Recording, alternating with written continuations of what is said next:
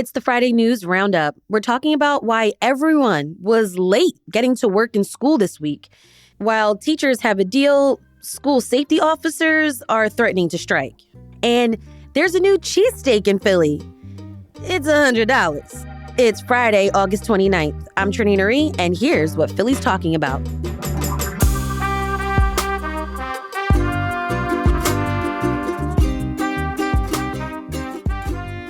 Joining me this week at the Fiddler Club is CityCast Philly executive producer Matt Katz. Hey, Matt. Hey, Trenae, let's get through all the news so we can talk about the $100 cheesesteak. What the heck is going on? Well, you know, you're talking about SEPTA. Yeah, obviously, yes. And this crisis that I wouldn't say it's paralyzing our region, but it's certainly affecting so many thousands of people morning, noon, and night. I can report I saw a sliver of hope this week. There was movement this week on a deal that would get SEPTA some of the more than $200 million it says it needs in order to roll back these cuts that we've experienced. And this deal could potentially restore some of the service over the next few weeks. That was the indication we were getting from Harrisburg over the last few days. Legislators and the governor said there's been progress. They said they're getting close. Now, Governor Josh Shapiro has been saying we're close for literally almost 2 months now. So I take that with a grain of salt. But one interesting interview I wanted to flag that I saw this week: 2 Philly Democratic legislators and 2 Philly Republican legislators. They did kind of an extraordinary interview with NBC's Lauren Make, friend of the pod. And the fact that they stood together for this interview indicated something to me, some sign of progress and bipartisanship in this budget deal. Remember, we have the state budget. It is 8 weeks now overdue, and it's because the Democrats control the state House and the Republicans control the state Senate, and they haven't come together on a budget deal that would do many things, including funding school districts and SEPTA. They haven't agreed on anything. But then you have these 4 legislators, different parties, standing together, and they are all talking a good game. And I was feeling pretty good. But then Lauren asked Representative Martina White, a Philadelphia Republican, and she could be somebody who'd be critical in bringing us close to a deal because she's from a SEPTA area, obviously, an area that uses SEPTA heavily, but she's also a Republican. And obviously the Republicans have been the ones that have been, blocking more money coming from the state to SEPTA because they say the money's mismanaged and there isn't enough money available, et cetera, et cetera. So feeling optimistic, all the right players are being seem to be on the same page here. But then Lauren asks Martina White, the Republican state rep, how close are you to a deal? And this is what she says. I think we're still weeks away. Weeks away? Potentially. Why? What gives you that feeling? Well, it still takes a while to draft the legislation itself and the policies that are being negotiated. And until there's some solidification around that, I think it's going to take a little bit. Is there something specific that you think could speed things up? I mean, I think that it's really comes down to the governor, the House Democrat leader, and the Senate Majority Leader continuing to get to the table and negotiate a final product. Weeks? Yeah. So after this nice moment, I'm like, oh, I'm feeling good. And then White's like, oh yeah, we're still weeks away. We don't need weeks. We need now, tomorrow, today. I should add here that last night we did get some news from Mayor Parker that the city is coming through with some money. She didn't say how much, but they're going to restore some SEPTA service to help students get to school. Service will begin to get restored on Tuesday, which is great. But the state budget, though, that continues to be delayed. And the rest of the money that SEPTA needs has to be approved. So lawmakers still have to figure out how to make a deal here. There do seem to be some sort of contours of potentially a final deal. The latest iteration of a potential final deal is that Democrats would be willing to use some money from what's called the Public Transportation Trust Fund, which is a pot of money that Republicans have wanted to tap and Democrats haven't wanted to, but they say they will agree to use some of this money if at the same time the legislature also sets up a new regular recurring funding source for SEPTA. Right, because we'll be here again. Totally. Like year after year after year. Absolutely. So, Matt, I also watched this interview, and what stood out to me is Lauren did ask Representative White, about the timing of all this. And Representative White responded that, it's still going to take us time to think about the legislation around taxing the skill games. Time? Yeah. These skill games in bodegas and gas stations, which just seems like a pot of money that they could just, tax and get some immediate revenue, but they haven't figured that out yet. Time has run out. Time has run out. What have y'all been doing?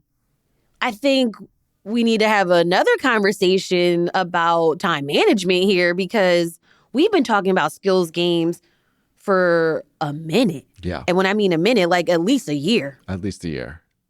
And why should we trust that they're going to figure it out now? And that could literally be like a new source of revenue for the Commonwealth, and y'all can't get that together? Totally. Right. Well, you know what they've been doing. You asked what they've been doing. Legislators on both sides of the aisle have been holding fundraisers this past week. Isn't that crazy? Senator Joe Pittman, who's the lead negotiator for the Republicans in the state Senate, the one who said that Philly had been screwing over rural areas for so long, and now we were getting our comeuppance. That was basically his speech a couple weeks ago. An epic speech. He had a high-dollar fundraiser where they went clay shooting this week. Is that where you throw clay Yeah. in the air and shoot it with a gun? Uh-huh. And in this case, you pay. You pay to do that. You pay a Republican senator to do that, yeah. Uh-huh. So, and then you said there was another fundraiser. There were also some Democratic fundraisers that the legislators were having this week as well. But, it does feel... Mind you, right?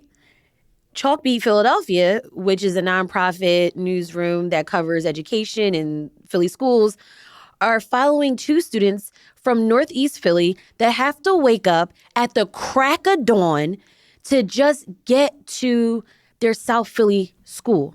That's crazy. And they're like, yeah, that's going to impact our extracurricular activities.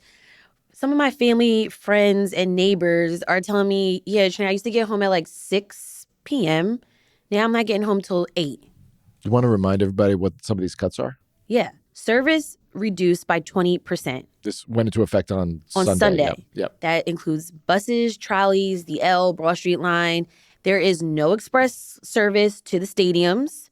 So come next week when everyone is like flying high and wearing their green, and even get into the Phillies games this week. And coming back from the games, which is a bigger deal because that's when the crowd's mass. Yeah. And why that is important is because there is a lawsuit floating around, right? Yeah, there's a lawsuit that's been filed by a conservative attorney and a consumer advocate against SEPTA, and they say that SEPTA should use a fund for emergencies, that it could backfill the budget here with that, and that the cuts so far disproportionately affect service used by people of color. So this lawsuit actually blames SEPTA for the cuts, not the state. So we're going to keep an eye on that. And they say it's like, based on how they've rolled out the cuts, it's not fair to people of color. Phase 2, if you will, of the service cuts is going to kick in September 1st. This is going to then include the regional rail service and, you ready? Fare hikes. So now people have to rebudget their already strained paychecks to figure out how they're going to pay for a ride. Right. I don't know, Matt. I'm getting pretty sick and tired of seeing elected officials hold more press conferences. It's like, I'm not chasing you around with these press conferences. I feel like... Let us know. Yeah. When you guys come up with a deal. I feel like the press conferences are just like a means of negotiation in some way. Like, what are they? Why are they talking to us? I feel like they're sending signals to the other side, but I don't know. Just get in a room, lock the door, order some pizza, and figure it out. And some beer. Sure, whatever you need. Yeah. Or legalize cannabis, smoke some weed, and tax it, and use that money to fund SEPTA. Figure it out. I did appreciate, though, City Council President Kenyatta Johnson and other members of City Council, they did go to Harrisburg and make the plea for SEPTA and other things. They talked about the public health crisis that these SEPTA cuts essentially are going to impose, especially for children that have to travel through the city. And also our senior population who relies on reliable transportation for doctor's appointments. Now, I did read the Inquirer editorial, and they did say, listen, by no means has SEPTA been perfect, right? And even before this, we all complained about SEPTA. But this is taking it to a whole nother level because it's impacting the entire city and the region. Yep.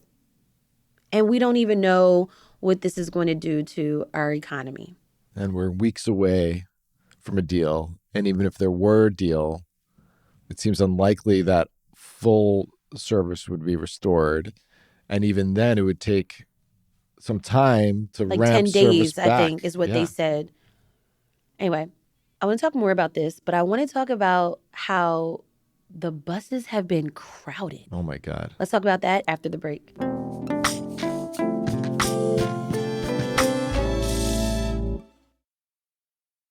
Matt, I was traveling around the city, just observing the buses, and they looked like crowded subway cars, but it's just one bus. Yeah.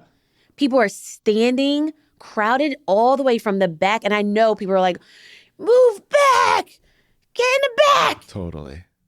No, it's madness. Squeezing in or having your bus roll past you. Yeah, because they're too crowded and can't pick you up. That has got to be so frustrating. You've been waiting there and waiting there, trying to get to work, trying to get home.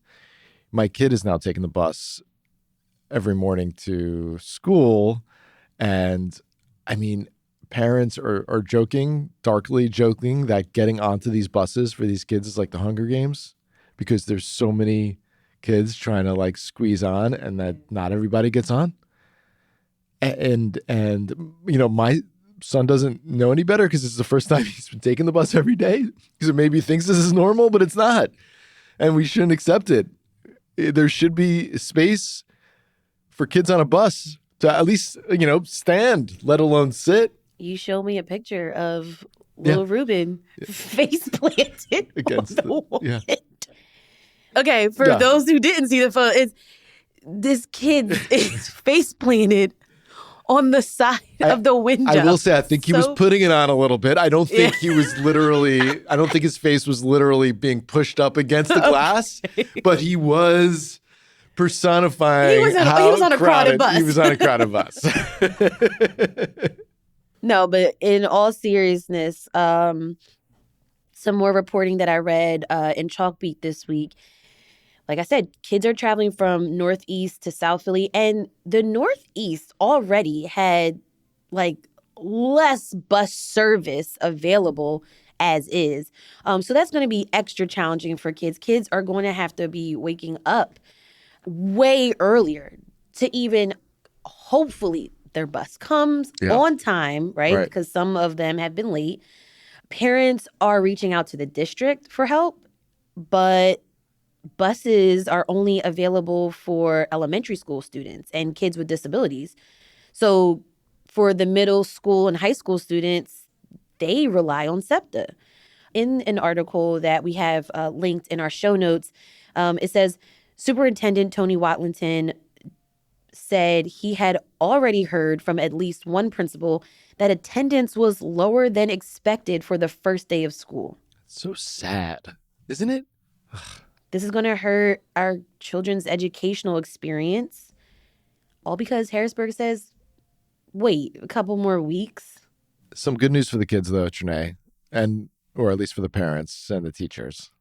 Just hours before the first day of school on Monday, the Philadelphia Federation of Teachers Union, which represents 14,000 teachers, nurses, other employees in the schools, they made a deal with the school district for a new contract. So they're getting a 3% salary increase this year, next year, the year after, $1,400 bonus in October. We were keeping an eye on this because we didn't know if they might strike. They were threatening a strike after their contract expired August 31st. So we are avoiding that. The contract has 5 weeks of parental leave, which seems like not that much, right? No. As a mama, I know you don't want to that's go not back to enough. work after 5 weeks. Oh, no. But this was still seen as a victory. They got something. And you, Trenae, had interviewed the head of the teachers union, and they were talking about the attendance policy for teachers that they wanted changed. It penalized teachers in some way for taking sick time. So that's been loosened in the teachers' favor. So that was seen as another victory. So our garbage strike summer will not give way to a teacher strike fall. Clever. So that's positive news. Tell me about, though, the safety officers that work in schools. Right. There's 350 of them, and they're threatening to strike because their contract is expiring. Starting officers make just $34,526 annually. That's just not enough money to live in Philadelphia. So they want salary increases. Their salary actually tops out at $50,000. In addition to salary increases, they want better uniforms, want bulletproof vests. They want better screening for weapons. So that's the next potential strike that we'll be watching because, as we know from yet another school tragedy this week elsewhere in the country, we need as many safety officers as we can get to, keep an eye on things in schools and make sure kids are doing okay once they're in the buildings. All right, we'll be back after this break.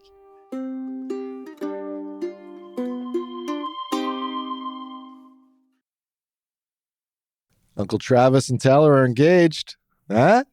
I literally don't care. Well, I care. My daughter texted me, and I'll tell you why you should care. Because there's a Philadelphia angle here. Okay. So my daughter texted me from school to let me know this. While she was in school? Which is not allowed. Ooh. But I told her it was okay in this circumstance. Because it's a love match made in Philly, sort of. So do you know why it's Philly related? Tell me why. So the Kelsey Brothers podcast, co-hosted by Philly's own Jason Kelsey, Eagles great. Mm-hmm. It's called New Heights. This is where his brother Travis first shot his shot. He said he had tried to give Taylor a friendship bracelet after her show during the Eras tour with his phone number on it. And he was, quote, butthurt because Taylor doesn't see people before or after a show, so she wouldn't see him and meet him. But he really wanted to make this overture to her by giving her his phone number, and he was sad that he couldn't do that. So he says this on the podcast. Taylor then hears the podcast, and the rest is royal wedding history. Actually, that's kind of cute. Right? I like a story like that. He never gave up. He never gave up. And he did, the equivalent of, as Taylor has said, Like the holding the boom box yeah. outside of, the person you're courting's home. That's cute. You know what I do care about, though? What's that? This $100 cheesesteak over at the Bellevue. This is what you care about more than Travis and Taylor getting married? I'm so fascinated by why people tried to bougify a working man sandwich. Bougify. That's not a word. It should be. But, okay. So I'm reading in the Philly Mag that this cheesesteak comes with a white gloved butler. Oh my God.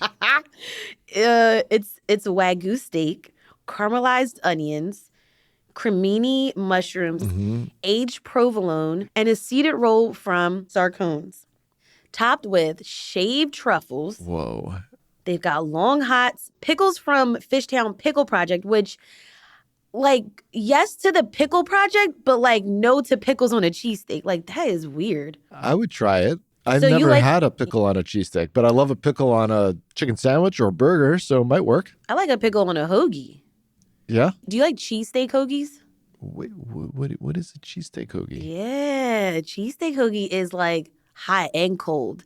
So it's the bottom is like a cheesesteak, Ooh. right? But then you put the lettuce and tomato and like sweet peppers, the banana peppers, whatever, on top. Usually it's with chicken cheesesteaks. Is it sold as a cheesesteak hoagie It's or like a a chicken cheese- cheesesteak hoagie? It's a chicken That's what they cheesesteak call hoagie, yeah. it? Okay. Anyway, you get fries with this and a cold Pennsylvania Dutch birch beer, which I could dig. I dig it. But then you also have to like order like a room because this is room service. Oh, you have to be staying at the Bellevue. I think you have to stay at the Bellevue. Wow. Listen. Can you imagine just getting a room so you can have this cheesesteak and you're sitting on your bed eating your cheesesteak, watching The Office on your hotel room TV? Listen, I had the Barclay Prime's cheesesteak. That only came with champagne. You don't even get fries with that. Wow. Yeah. But I don't know. Matt, you like gimmicky food. Yeah, I love a gimmick when it comes to food. I'll eat that Cal Caesar salad sandwich from Liberty Kitchen. That was a TikTok trend a little while back. I'm going to eat that 100-layer lasagna at Steven Starr's new Borromini restaurant on Rittenhouse. Which we talked about in yesterday's show. Right. So I am down with a gimmicky food, but I don't know if I can afford a room at the Bellevue and a $1 cheesesteak. That's way too much. I don't get paid that much. Like I said, the cheesesteak, again, is working man's food. And I don't know why y'all are trying to make it fancy. Like, it doesn't need to be because there's so many great options. Totally. If you were to tell somebody out of town, Mm-hmm. go get a cheesesteak, where are you telling them to go? Jim's. Absolutely. Jim's on South and Angelo's. Correct. What are you doing this weekend? Well, I hope my wife doesn't hear this because it's a surprise. But for our wedding anniversary this weekend, I landed one of the hardest to get reservations in town. The Bellevue cheesesteak. I couldn't afford that. Her Place Supper Club. You know this spot? You're going to her place? Very Good thing you told me this was a wedding anniversary. You're like, oh, Trenae, I'm going to her place. Excuse me? I got to go tell your wife. It's going to be an awkward dinner. Her Place Her Supper place, Club. though, that's great. Is this tiny restaurant near Rittenhouse. They release reservations 2 weeks in advance, but the reservations disappear because I've tried like literally seconds after they're released. It's a bring it back. It's like buying Taylor Swift tickets. It's nuts. I actually got this reservation off a wait list. So sort of a miracle, not an ideal time. It's a little early, but you know, I'll take like it. 4 o'clock? It's like, right. So Her Place Supper Club is described as, quote, kind of like a restaurant, but kind of like a dinner party because it's apparently very intimate in there. So I'm pretty curious about that. And the food leans French and Italian with some Jewish touches swirled in. So very excited. And I love a new eating experience. Yeah, for sure. What are you up to? I'll be fighting in the aisles for more school supplies. Oh, my God. It's also football season, so I'm going to go see my big little brother. I say big little brother because he's just so super tall. Friday Night Lights tonight. I'm so excited. The football season's back. I'm so proud of him. Before we let you go, we have some CityCast Philly neighbor shout-outs. Pew, pew, pew, pew. As a CityCast Philly neighbor, you get great perks like merch, invites to our member-only events, and we have our first one next week. And I will shout out your favorite business or nonprofit on the show. Head over to membership.citycast.fm. And Andrea wants to shout out South Philly Community Fridge. It is a wonderful organization making sure South Philly neighbors are fed. Feel free to sign up and help deliver food or clean up the fridge. And we're looking forward to hanging out with our neighbors. These are folks who've become CityCast Philly members. We call them CityCast Philly neighbors. And we're having our first members-only neighbors event coming up next Wednesday, September 3rd over at Milk Boy. It's to celebrate the launch of a series that will be airing next month on the history of South Street that we're all very excited about. This is the history of the most iconic street in Philly, and we're going to share a sneak peek of it with our neighbors. Neighbors are also welcome to bring a +1. We'll cover everyone's first drink. We got some food coming too. We have a little bit of merch. And you can become a neighbor by going to membership.citycast.fm. Matt, thanks for joining me on this Friday News Roundup. Have a great long weekend, You Trenae, too. and to everybody else.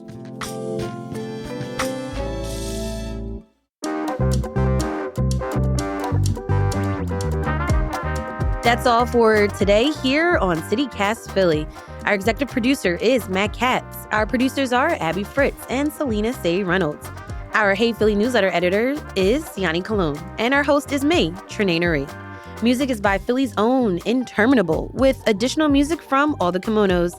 If you enjoyed the show, share this with a friend. Rate the show, leave us a review, and subscribe to our morning newsletter, Hey Philly. We'll be back Tuesday morning because we'll be observing Labor Day with more news from around the city. Have a great weekend and be safe, y'all. Bye.